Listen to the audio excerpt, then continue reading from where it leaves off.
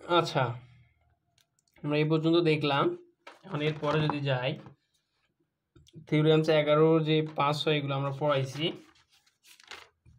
Theorems 13 পড়াইছি, 14টা শুধু বাদ রয়েছে। এটা একটু দেখি। বলা হচ্ছে যদি একটি হিবার এর উপর হয় যেন প্রমাণ করতে হবে টি সমান 0। প্রমাণের জন্য আমরা ধরে নেব যে x এর মধ্যে x উপায় এবং তার বিপরীতে স্কেলার রয়েছে। তাহলে আমরা সেই ক্ষেত্রে দিতে পারবো যে x y কি আচ্ছা এখানে x video x plus video y আমরা নিয়েছি এই টি আর কমা টি বাদ দিয়ে যেটা সেটা লিখবো। সমানের কি হবে, টি যদি রৈখিক হয় তাহলে আমার আলফা টি এক্স প্লাস টি ওয়াই হবে। হিসেবে এভাবেও লিখতে পারেন T of alpha x plus T beta y. কেন? কারণ হলো টিটা রৈখিক, আর এখানে alpha x plus beta y যেভাবে রয়েছে সেভাবেই। এইটা কিভাবে লেখা যায় সেটা টি এর রৈখিক বা রৈখিকের যে সংজ্ঞা বা লিনিয়ারের যে সংজ্ঞা সেটা দেখলেই হবে। আমি আগে আলোচনা করলাম। মানে এখানে আলফাটাকে সামনে আর এক্সটাকে একসাথে লেখা যাবে, প্লাস বিটাটাকে সামনে, যেহেতু বিটা স্কেলার তাহলে টি আর ওয়াই কে একসাথে, এটা এভাবে হবে।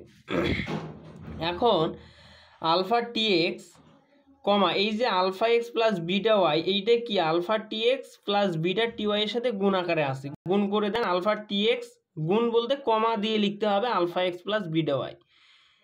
একইভাবে এই যে প্লাস রয়েছে সেই প্লাসটা বিটা টি ওয়াই এটার সাথে কমা দিয়ে alpha x plus beta y, এটার একটা অনুক্রম।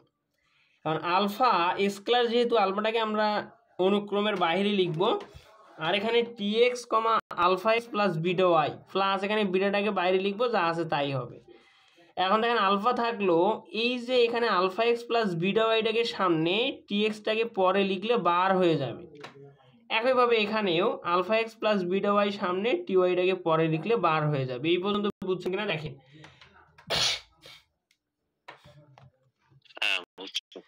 এবার যদি যাই আলফা থাকলো এখানে এই যে বারটা, আচ্ছা এখানে দেখেন alpha x plus beta y কি গুণ আকারে আছে টি এক্সটা, তাহলে এই আলফা এক্স এর সাথে টি এক্সটাই যে গুণ আকারে লিখলাম, গুণ বলতে কমা দিয়ে লিখতে হবে আলফা এক্স কমা টি এক্স, বার যেহেতু আছে বার দিয়ে দিলাম। এখানে একটা লাইন স্কিপ করা হয়েছে, একবারে বার না দিয়ে আলাদা আলাদা করে বার দেওয়া হয়েছে, যা কিনা একটা লাইন স্কিপ করে শর্টকাট হয়ে গেছে। বিটা ওয়াই কমা টি এক্স প্লাস একইভাবে বিটা বাইরে থাকলো, আর এখানে আলফা এক্স এর সাথে টি ওয়াই গুণ, বার থাকার কারণে উপরে বার, বিটা ওয়াই এর সাথে টি ওয়াই গুণ। এখন দেখেন এই যে আলফা এর উপরে কিন্তু বার আছে, এই আলফাটাকে বাইরে লিখলে হবে আলফা বার, আগে একটা আলফা ছিল, সেই ক্ষেত্রে এখানে এক্স কমা টি এক্স পাচ্ছে এর উপরে বার, প্লাস এখানে আলফা, এই যে আলফাটা কিন্তু গুণ আকারে আছে, সেই আলফাটা এর সাথে গুণ হয়ে গেল, যেহেতু থার্ড ব্র্যাকেটের মধ্যে দেখেন রয়েছে আলফাটা বাইরে, তাহলে আলফা থাকলো, আর এখানকার যে বিটা বার সেই বিটা বার বাইরে, আর এখানে সেই ক্ষেত্রে ওয়াই কমা টি এক্স হয়ে গেল, প্লাস এখানে বিটা থাকলো, আর এই যে এখানে আলফা বার রয়েছে এইটাকে বাইরে লেখা হয়েছে এক্স কমা টি ওয়াই, একইভাবে প্লাস বিটাটা গুণ আকারে আছে গুণ, এখানে বিটা বারটা বাইরে লেখা হলো ওয়াই কমা টি ওয়াই। এরপর যদি যান, এইটা হলো আপনার শুরুর দিকের লাইন, দেখেন এখানে বা দিয়ে লেখা হয়েছে, তার মানে এখানে টি অফ এখানে যেটা রয়েছে সেটা লিখছি।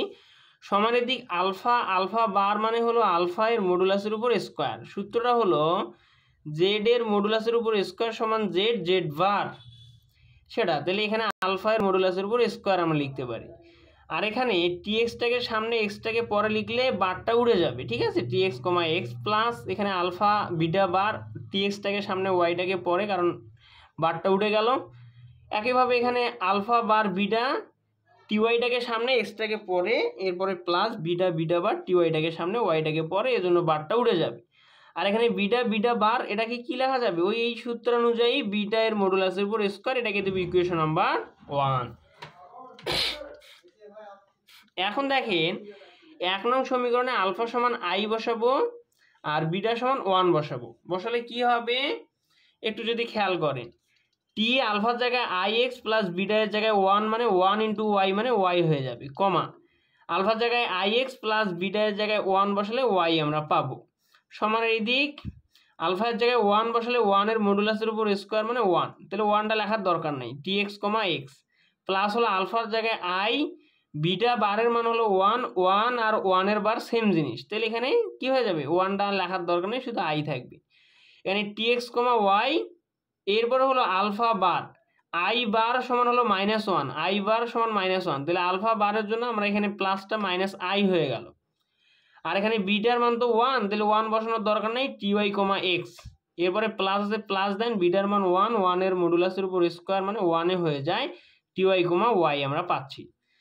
এখন দেখেন আমার সূত্র কি, প্রশ্নের মধ্যে বলে দেওয়া হয়েছে tx, x এর অনুক্রম সমান 0, কারণ এই যে ix প্লাস y এটাকে আপনি x ধরেন, তাহলে tx, x তার মানে মানটা হবে 0, সমানিতে একটা হবে যে tx, x মানে 0 প্লাস হলো i tx, y এর অনুক্রম মাইনাস i ty, x এর অনুক্রম, আর এখানে ty, y, তার মানে tx, x এটার সাথে মিলে গেলে এটাও 0 হয়ে যায়।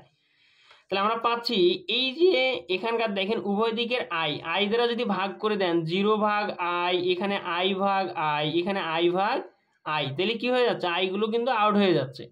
তাহলে থাকতেছে এই ডান দিকের মানটা বাম দিকে লেখা হয়েছে tx, y এর অনুক্রম মাইনাস হলো ty, x এর অনুক্রম সমানের এইদিকে যে 0টা রয়েছে সেই 0টাকে 2 নম্বর সমীকরণ দিব। একইভাবে আবার 1 নং সমীকরণে আলফা সমান 1 বসাবেন, বিটা সমান 1 বসাবেন, বসালে tx, y এর অনুক্রম প্লাস হবে ty, x এর অনুক্রম সমান 0 পাবেন, এটাকে 3 নম্বর সমীকরণ দিব। এই পর্যন্ত বুঝছেন কিনা দেখেন। হ্যাঁ বুঝছি। এরপর আমরা যে কাজটা করব সেটা হলো 2 আর 3 নং হতে পাই, অর্থাৎ 2 আর 3 নম্বর সমীকরণটা যোগ করে দিব। এইটা আর এইটা যোগ করলে দেখেন এখানে মাইনাস ty, x রয়েছে, সেই ক্ষেত্রে এখানে এই যে প্লাস ty, x এইটা কাটা যায়, থাকে 2টা tx, y, এইটা যোগ করলে একটা আর একটা 2টা হয়ে যাবে, 2টা আবার ডান দিকে গেলে 0 ভাগ 2 মানে 0 হয়ে যাবে, আমরা পাবো tx, y এর অনুক্রম সমান 0। যারা এই লাইনটা বুঝতেছেন না একটু যোগ করে দিন 2 নম্বর আর 3 নম্বর, তাহলেই হয়ে যাবে। এখন দেখেন এখানে tx, এখানে কি tx সমান আমরা 0 লিখতে পারবো, এখানে y নট ইকুয়াল টু 0, মানে একটা নট ইকুয়াল টু 0 হলে অপরটা সমান 0 হয়। তাহলে আমাদের যেহেতু t সমান 0 প্রমাণ করার বিষয় প্রশ্নের মধ্যে বলা হয়েছে, কাজে এখানে y এর আমার কোনো ধরনের প্রয়োজন নাই, তাহলে y নট ইকুয়াল টু 0, তাহলে tx সমান আমরা 0 লিখবো। তাহলে এক্সটা যদি সমান ডান দিকে যায় 0/x মানে 0 হয়, t সমান 0, তাহলে অতএব t সমান 0, যেখানে এই কন্ডিশনটা প্রশ্নের মধ্যে বলা হয়েছে যে এত সমান 0 হলে t সমান 0 প্রমাণ করার কথা ছিল, আমরা t সমান 0 প্রমাণ করে দিলাম। এইটাই হলো আসলে মূলত অ্যান্সার। এই প্রশ্নটা শুরুর দিক থেকে শেষ পর্যন্ত বুঝছেন কিনা দেখেন, যদি বুঝে থাকেন আজকের ক্লাসটা এখানেই শেষ। হ্যাঁ বুঝছি। ঠিক আছে, সামনের দিন ইনশাআল্লাহ চ্যাপ্টার নাম্বার 8টা পড়ানো হবে। ঠিক আছে।